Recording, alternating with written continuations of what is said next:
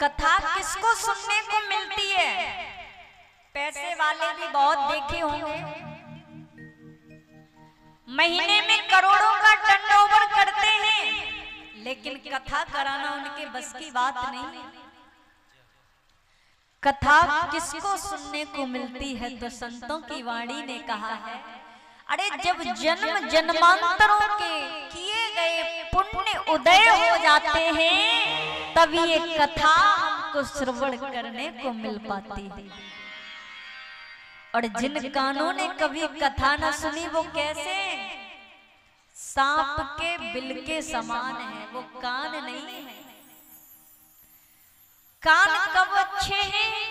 जिन्होंने कन्हैया के रसगान को श्रवण किया है। तो आंख कब अच्छी है? अरे दुनिया को देखो तो ये आंखें कोई अच्छी थोड़ी नहीं है। मेरे प्रभु का दर्शन नित्य दिन करती हो तो तुम्हारी आंखें भी पावन है। ये जीव कब अच्छी है? ये जीव नित्य दिन राघव का, नित्य दिन कृष्ण का गुणगान गाती हो तो अच्छी है। तो जिन कानों ने कभी कथा न सुनी वो कान सांप के बिल के समान है। कब तक सुने कथा? कब तक सुनोगे बताओ?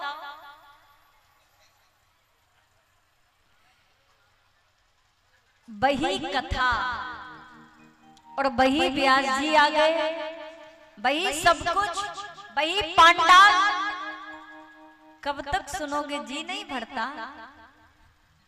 वाह, यही मिथिला की धरती की मुझे याद आती है। मेरी माताएं बड़ी समझदार है, बोले जी नहीं भरता। सुनिएगा, बाबा ने भी एक बात लिखी है, रामचरित जय सुनते अघाई, रस विशेष जानत तीन नाही। आहा, राम कथा को सुनकर के, यानी कथा को सुनकर के जिसने ये कह दिया बस बस बहुत सुन लिया, मानो उसने कथा के तत्व को पहचाना ही नहीं, जाना ही नहीं कि कथा क्या है। जो कथा को सुनकर के कहने लगे बहुत सुन लिया, मानो उसने कथा को समझा नहीं। कब तक सुने कथा? जब तक सुने। साधारण सी बात, दुनिया में जब तक है सुने, फिर आ जाए फिर सुने। और कब तक सुने? जब तक हमको कृष्ण की प्राप्ति न हो जावे तब तक तुम इसको सुनते रहिएगा। एक बार दोनों हाथ ढके बोले भागवत महापुराण की जय। तो तब तक सुने कथा जब तक हृदय में साक्षात कृष्ण विराजमान न हो जावे, फिर मन नहीं भटकने वाला। अरे जिसकी नजरों में राघव बसे, नजर जिसकी भटकती है जानते, जो भक्ति से फिसल जाए। जिसकी नजरों में राघव बसे, वो नजर फिर भटकती नहीं है। जिसकी नजरों में कान्हा बसे, वो नजर फिर फिसलती नहीं है। अगर भक्ति कच्ची है तो जरूर फिसल जाएगी। बोलिए भक्तवत्सल भगवान की।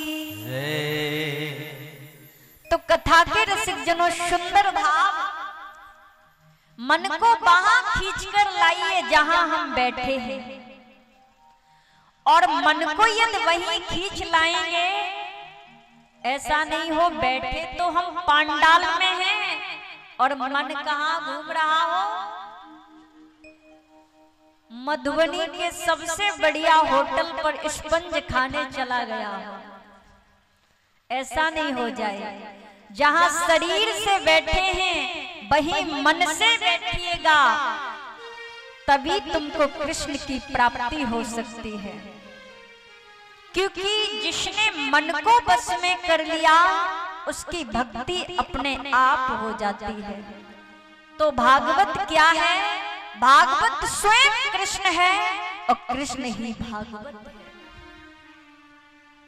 लेकिन एक बात कहूं, दुनिया के किसी भी ग्रंथ का हम शुभारंभ करते हैं, ध्यान से सुनिएगा, किसी भी ग्रंथ का हम शुभारंभ करते हैं तो किसी न किसी देवता का नाम लेकर के शुभारंभ करते हैं।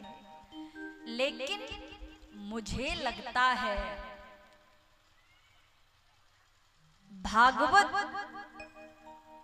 एक ऐसा ग्रंथ है जिसको शुभारंभ करने से पहले किसी देव विशेष का नाम लेकर के कोई वंदना नहीं की गई है। क्या किया गया है? केवल और केवल सत्य को प्रणाम किया है। धर्म न दूसरे सत्य समाना, आगम निगम पुराण बखाना। सत्य से बढ़कर कुछ और नहीं है। जब हम रामचरितमानस का शुभारंभ करते हैं तो उसमें तो बाबा ने किस किस की वंदना की है, मानो कि किसी को छोड़ा ही नहीं है। यहाँ तक कि चोरों की भी वंदना की है, सबकी वंदना की है, डाकू की भी वंदना की है। लेकिन भागवत में किसी देव विशेष का नाम लेकर के कोई वंदना नहीं की गई है। एक महापुरुष ज्ञानी ने पूछ लिया व्यास जी से, इतना सुंदर ग्रंथ तुम समाज को देने जा रहे हो, लेकिन इसके शुभारंभ में कोई वंदना तो की नहीं है। तो व्यास जी ने मुस्कुरा करके कह दिया, सुनिए, यदि मैं राम की वंदना करता तो लोग कहते ये राम कथा है, यदि मैं कृष्ण की वंदना करता तो लोग कहते राम कृष्ण में क्या कोई अंतर है? अरे राम कृष्ण दो एक हैं, अंतर नहीं निमेष, इनके नयन गंभीर हैं और इनके चपल विशेष। इसलिए मैंने किसी का नाम लेकर के वंदना नहीं की है, केवल सत्य को प्रणाम किया है। सत्य में सब है। और कैसी है कथा? किसी ने पूछ लिया, क्यों जी भागवत कथा कैसी है? तो कहा, शिवम कल्याण ददात इत शिवदम, आहा भागवत कथा मानव का कल्याण करती है और बड़ी मीठी है। सुख मुखात, सुख माने तोता। जिस फल में तोता मुख लगा दे तो वो फल कैसा होता है? मीठा।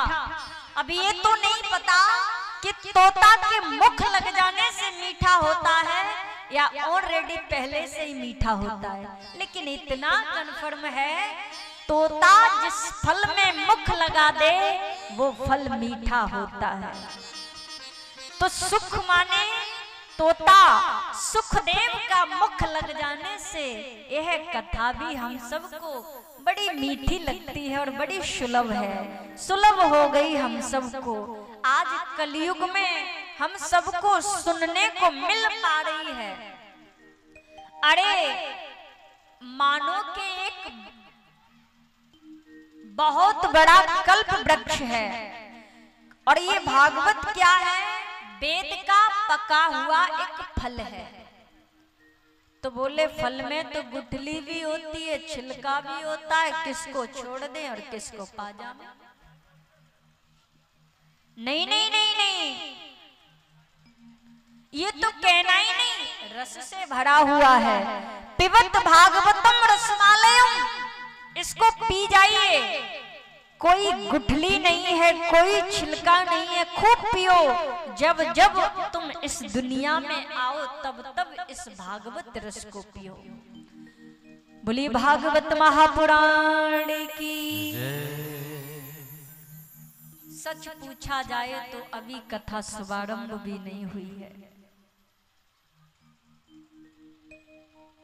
अभी हम कथा की भूमिका में ही चल रहे हैं।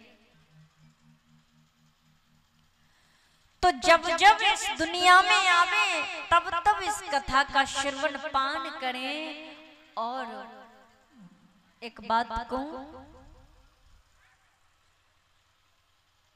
जिसके जीवन में भक्ति नहीं है